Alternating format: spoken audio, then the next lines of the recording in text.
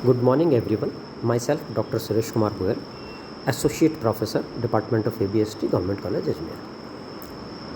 Last turn पर हम designing of cost records पढ़ रहे थे, लागत अभिलेखों के प्रारूप हम पढ़ रहे थे। उसमें हमने designing of cost records for material and designing of cost records for labour, इन दोनों चीज़ का अध्ययन किया था।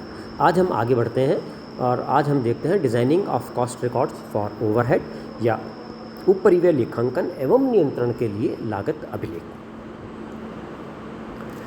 वैसे तो हमने जब एलिमेंट ऑफ कॉस्ट पढ़ा है तो हम ये मानते थे कि मटेरियल और लेबर जो है वो इम्पॉर्टेंट फैक्टर हैं और ओवरहेड कम इम्पॉर्टेंट है। लेकिन वर्तमान परिस्थितियों में जहाँ पर कि मशीनीकरण का युग है, बड़े पैमाने पर उत्पादन का युग है और ऑटोमाइजेशन या स्वचालन का युग है, ऐसी स्थिति में इन तीनों कारणों के कारण यानी बड़े पैमाने पर उत्पादन के कारण, मशीनीकरण के कारण और स्वचालन के कारण उत्पादन लागत में उपरिव्ययों का अनुपात भी बढ़ गया है, या हम ये कह सकते हैं कि उत्पादन लागत का एक बड़ा भाग उपरिव्ययों के रूप में होने लगा है।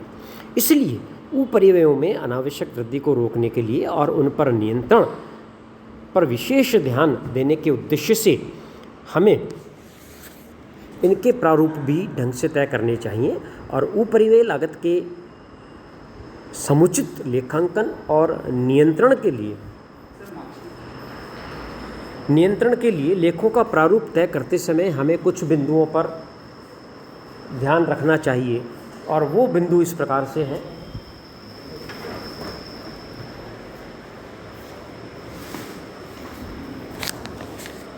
पहला, उपरिव्ययों का लेखा रखने हेतु बनाए गए प्रारूप में उपरिव्ययों का वर्गीकरण आपको उपयुक्त रूप से किया जाना चाहिए। उपरिव्ययों का वर्गीकरण फंक्शनल क्लासिफिकेशन ऑफ उपरिव्यय या फंक्शनल क्लासिफिकेशन ऑफ ओवरहेड या हम ये कहें कार्यात्मक आधार पर उपरिव्ययों का वर्गीकरण हमें करना चाहिए, जिसमें कारखाना उपरिव्यय, प्रशासनिक उपरिव्यय, विक्रय एवं वितरण उपरिव्यय होते हैं। साथ ही हमें लेखे भी इस प्रकार से रखने चाहिए कि हम ओवरहेड्स को उसकी वेरिएबिलिटी के आधार पर भी अलग अलग रख सकें, जिसमें परिवर्तनशील उपरिव्यय एवं स्थिर उपरिव्यय होंगे। स्थिर उपरिव्यय हम जानते हैं जिनका भुगतान समय के आधार पर हम करते हैं, और परिवर्तनशील उपरिव्यय जो उत्पादन के साथ साथ घटते बढ़ते हैं। दूसरा पॉइंट जो हमें ध्यान में रखना है वो है उपरिव्ययों के संबंध में पर्याप्त अभिलेख रखने के साथ साथ विभिन्न विभागों में अनुभाजन का आधार भी सुस्पष्ट होना चाहिए। जो ओवरहेड्स हैं जिनको एक से अधिक विभागों के लिए एक साथ किया जाता है, तो उन उपरिव्ययों को विभिन्न विभागों में या विभिन्न लागत केंद्रों पर बांटा जाता है, तो उनका आधार भी हमें स्पष्ट रूप से वर्गीकृत करना चाहिए। तीसरा है कि पूंजीगत कार्यों पर किए गए व्ययों के लिए अलग से और पर्याप्त मात्रा में कॉस्ट रिकॉर्ड्स रखने चाहिए। चौथा इसमें है, यदि उपरिव्ययों का अनुभाजन वास्तविक के अतिरिक्त किसी अन्य आधार पर हुआ हो और ऐसी स्थिति में वास्तविक व्यय का अनुभाजित व्यय से अंतर है, तो उसका मिलान किया जाना चाहिए और अंतर के कारणों को भी स्पष्ट किया जाना चाहिए। इसी प्रकार पांचवा पॉइंट है, विक्रय एवं वितरण व्ययों को भी अलग से दिखाया जाना चाहिए। बिक्री इकाइयों पर किए गए उपरिव्ययों के संबंध में अलग से अभिलेख रखे जाने चाहिए। साथ ही हम उपरिव्ययों के रिकॉर्ड रखने के लिए कोड संख्याओं का प्रयोग भी करते हैं। कारखाना उपरिव्ययों को जो संख्या प्रदान की जाती है उसे हम स्थायी आदेश संख्या या स्टैंडिंग ऑर्डर नंबर कहते हैं, तथा प्रशासनिक एवं विक्रय एवं वितरण उपरिव्ययों को प्रदान की जाने वाली जो कोड संख्या है उसको हम कॉस्ट अकाउंट नंबर या लागत खाता संख्या भी कहते हैं। अब इसमें हम नेक्स्ट पॉइंट पर लेते हैं, ओवरहेड एब्जॉर्प्शन एनालिसिस। इसका फॉर्म जो है, फॉर्मेट है वो इस प्रकार से होगा। ओवरहेड एब्जॉर्प्शन एनालिसिस में ऊपर डिपार्टमेंट या कॉस्ट सेंटर, नंबर और पीरियड, कौन से पीरियड के लिए है, प्रोडक्शन ऑर्डर और जॉब नंबर, किस जॉब नंबर के लिए बांटा है आपने, बेसिस ऑफ एब्जॉर्प्शन आपने क्या रखा है, रेट ऑफ एब्जॉर्प्शन क्या है और ओवरहेड एब्जॉर्प्शन की कितनी राशि आपने बांटी है। इस प्रकार से आप ये किसी भी डिपार्टमेंट के लिए या कॉस्ट सेंटर के लिए अलग अलग जॉब्स पर आपने जो ओवरहेड अपोर्शन किए हैं उसका बंटन किया है उनको इस फॉर्मेट में हम रख करके बांट सकते हैं। दूसरा फॉर्मेट इसमें होगा overhead apportionment sheet. Overhead apportionment sheet में हम उपरिव्ययों को विभिन्न विभागों में बांटते हैं। अपॉर्शनमेंट, अनुभाजन, ऐसे ओवरहेड्स जो एक साथ कई विभागों के लिए या कई लागत केंद्रों के लिए किए जाते हैं, बाद में हम उनको विभिन्न लागत केंद्र या विभागों में बांटते हैं। विभागों को भी हम 2 भागों में बांट सकते हैं, production department and service department, या प्रोडक्शन सेंटर और सर्विस सेंटर। प्रोडक्शन सेंटर जो वास्तव में डायरेक्टली उत्पादन से संबंधित होते हैं, और सर्विस सेंटर जो स्वयं उत्पादन नहीं करते लेकिन उत्पादन केंद्रों को अपनी सेवाएं प्रदान करते हैं। तो सर्वप्रथम हम ओवरहेड्स का जो अपॉर्शनमेंट है वो इन सभी विभागों में अलग अलग करेंगे, प्रोडक्शन डिपार्टमेंट में भी और सर्विस डिपार्टमेंट में भी, या प्रोडक्शन सेंटर पे भी और सर्विस सेंटर पे भी। अब सर्विस सेंटर में भी कौन कौन से सर्विस सेंटर हो सकते हैं? General expenses, maintenance expenses, store expenses, यानी मेंटेनेंस डिपार्टमेंट हो सकता है, जनरल डिपार्टमेंट हो सकता है, स्टोर्स डिपार्टमेंट हो सकता है, ये सर्विस सेंटर। और प्रोडक्शन डिपार्टमेंट या सेंटर 1, 2, 3 जितने भी हैं, अब इनमें पहले सभी विभागों में ओवरहेड्स बांट देंगे। ओवरहेड कौन कौन से होंगे? Indirect material, indirect labour, clerical cost है, इंस्पेक्शन कॉस्ट है, सुपरविजन कॉस्ट है, रेंट्स है, रेट्स है, डेप्रिसिएशन है, ये सारे खर्चे। तो ये पहले हम विभागानुसार बांट देंगे। फिर जो सर्विस कॉस्ट सेंटर या सर्विस डिपार्टमेंट जो हैं, इन ओवरहेड्स को पुनः प्रोडक्शन डिपार्टमेंट में बांटना पड़ेगा।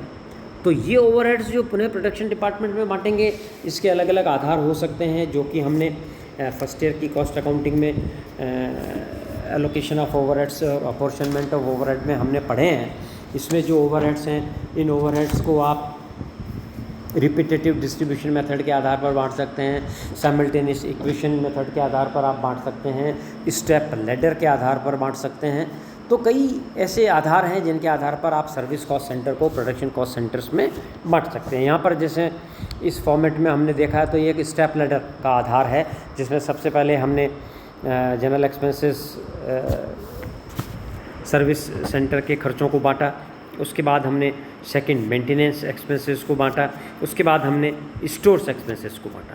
तो ये इस प्रकार से बांटने के बाद एक स्टेप लैडर टाइप बन जाएगी, और उसके बाद फाइनली प्रोडक्शन सेंटर पर जो है नेट ओवरहेड्स आ जाएंगे, जो उनके द्वारा उत्पादित इकाइयों पर आप बांटेंगे।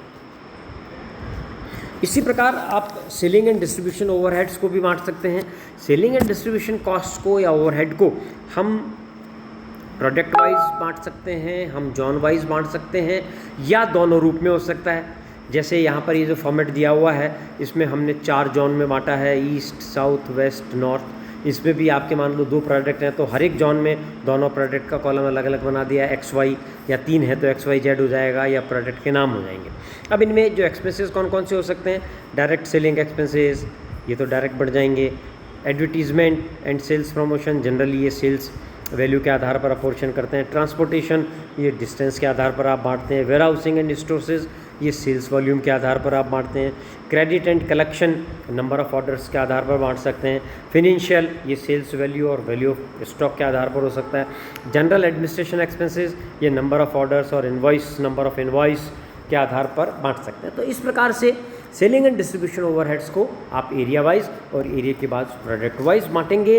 इनमें कौन कौन से खर्चे हो सकते हैं और उनके कौन कौन से आधार हो सकते हैं, वो हमने थोड़े इसमें देखे हैं। इसके बाद आएगा other records for cost accounting and cost control.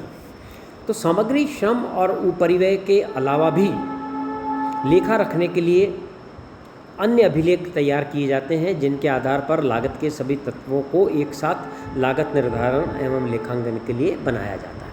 ये कैसे आएंगे? जैसे स्टैंडर्ड कॉस्टिंग अगर हम उपयोग करते हैं, तो स्टैंडर्ड कॉस्टिंग का प्रयोग करते समय हमें स्टैंडर्ड कॉस्ट कार्ड हम बनाते हैं, जिसमें उत्पादन की प्रमाप सामग्री लागत, प्रमाप श्रम लागत और प्रमाप उपरिव्यय लागतों को दिखाया जाता है। इसी प्रकार जो सेवा प्रदान करने वाली संस्थाएं होती है, जहाँ पर कि हम ऑपरेटिंग कॉस्टिंग काम में लेते हैं, वहाँ सेवा प्रदान करने वाली कंपनियों में प्रत्येक प्रकार की सेवा की लागत ज्ञात करने के लिए विभिन्न प्रकार के प्रारूप हम बनाते हैं। जैसे मान लीजिए ट्रांसपोर्टेशन है, तो ट्रांसपोर्टेशन में एक लॉग शीट बनती है, और खर्चों को हम स्टैंडिंग चार्जेस और रनिंग चार्जेस इसमें बांटते हैं, इनके अलग से प्रारूप बनाए जाते हैं। प्रत्येक प्रकार के उद्योग में भिन्न भिन्न प्रकार के लेखे रखे जाते हैं, इसलिए केंद्र द्वारा समय समय पर भिन्न भिन्न उद्योगों के लिए गजट में भी अधिसूचना जारी करके लागत लेखों के अभिलेखन नियम बनाए गए हैं और उन अभिलेखन नियम में विभिन्न प्रकार की इंडस्ट्री को शामिल करते रहते हैं समय समय पर, जिनको कि कॉस्ट रिकॉर्ड्स रूल्स जिनको फॉलो करने होते हैं। तो ये था कुल मिलाकर हमारे लिए डिज़ाइनिंग ऑफ कॉस्ट रिकॉर्ड्स, जो हमने मटेरियल, लेबर और ओवरहेड के बारे में पढ़ा। नेक्स्ट लेक्चर में हम और नया चैप्टर लेंगे। तब तक के लिए good bye, thank you very much.